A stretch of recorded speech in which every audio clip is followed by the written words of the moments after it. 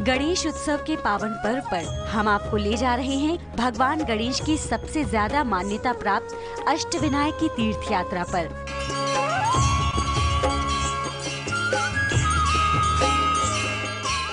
अष्टविनायक की ये यात्रा शास्त्र अनुसार की गई है और उसी क्रम में हम आपको लेकर जा रहे हैं अष्टविनायक के दूसरे और तीसरे स्वरूप के दर्शन कराने के लिए।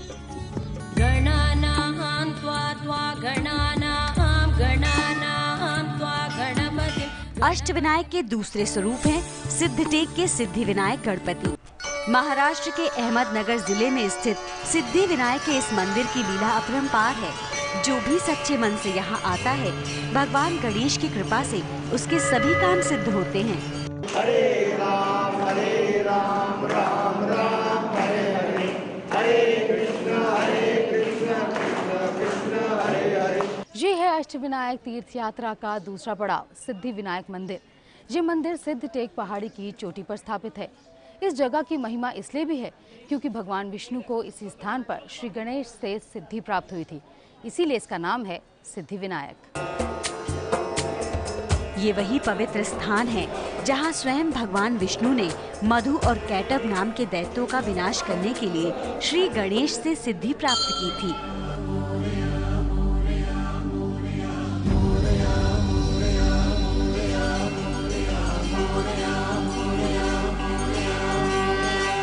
मधु और कैटभ नाम के दोनों दैत्य ऋषि मुनियों पर अत्याचार करते थे, जिससे परेशान होकर सभी ऋषि मुनि भगवान विष्णु की शरण में गए। भगवान कृष्ण सैकड़ों वर्ष तक उन राक्षसों से युद्ध करते रहे और अंत में सफलता हाथ न लगने पर शंकर भगवान के पास गए। तब भगवान शंकर ने विष्णु को श्री गणेश की आराधना करने को कहा। वो शंकर के पास चले गए तो शंकर जी ने उनको बताया, अरे सबसे पहले तुम गणेश जी का स्तवन करना भूल गया, इसीलिए जय पराजय किसी का नहीं हुआ। और यहाँ से जो नदी के पास जो टेकरी में मंदिर है विष्णु भगवान विष्णु का, वहाँ बैठकर भगवान विष्णु ने गणेश जी की एक अक्षर मंत्रा से आराधना की और उसको बाद उसकी सिद्धि प्राप्त हो गई। और सिद्धि मिलने के बाद मधु कैटभ दैत्य का उदय हुआ।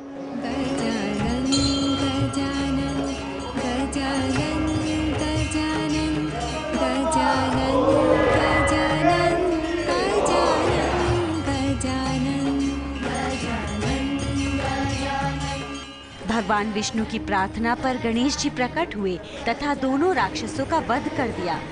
दैत्यों के वध के बाद विष्णु जी ने एक पर्वत पर मंदिर बनाकर वहां गणेश जी की स्थापना की।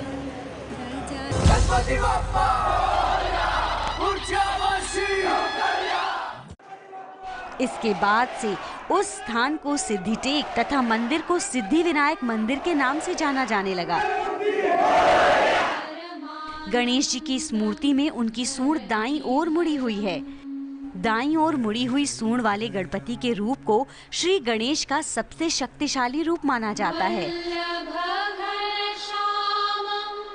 माना जाता है कि जो भी भक्त संकष्टी चतुर्थी पर यहाँ आकर परिक्रमा करता है, भगवान गणपति उनकी सभी मनोकामनाओं को पूरा करते हैं।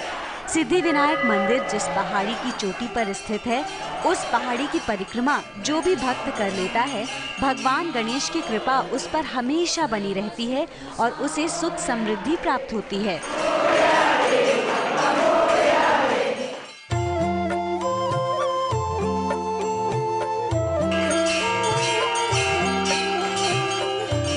अष्टविनायक यात्रा में अब आपको लिए चलते हैं अष्टविनायक के तीसरे स्वरूप श्री बल्लालेश्वर गणपति मंदिर में। ओम गणेश्वराय नमः, गणक्रीडाय नमः, गणनाथाय नमः, गणाधिपाय नमः।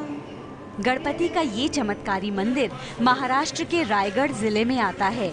इस मंदिर में दर्शन के लिए जो भी आता है, उसके सारे दुख हर लेते हैं बल्लालेश्वर गणपति। गणपति के इस स्वरूप की भी बड़ी दिलचस्प कहानी है। बताया जाता है कि आज जहां ये मंदिर मौजूद है, उसी स्थान पर आज से कई 100 साल पहले जंगल हुआ करता था। यहाँ एक ब्राह्मण का परिवार रहता था। उस परिवार में बल्लाल नाम का एक बच्चा था। बल्लाल अपने कुछ दोस्तों के साथ जंगल में एक पत्थर को लेकर पूजा पाठ का खेल खेला करता था। एक रोज बल्लाल के पिता को पता लगा कि उनका बेटा स्कूल ना जाकर जंगल में दोस्तों के साथ खेलता है। बल्लाल के पिता गुस्से में जंगल गए और देखा उनका बेटा पत्थर की पूजा कर रहा है। बल्लाल पूजा करने में इतना मग्न था कि उसे पता ही नहीं चला कि उसके पिता उसके सामने खड़े हैं। बल्लाल के सारे दोस्त भाग गए और बल्लाल को उसके पिता ने पकड़कर खूब पीटा। बल्लाल का पत्थर जिसे वो भगवान गणेश मानकर पूजता था, वो भी उसके पिता ने उठाकर फेंक दिया और बल्लाल को एक पेड़ से बांधकर बोले, अब अपने भगवान से बोलो कि वो तुम्हें यहाँ से छुड़वाएं।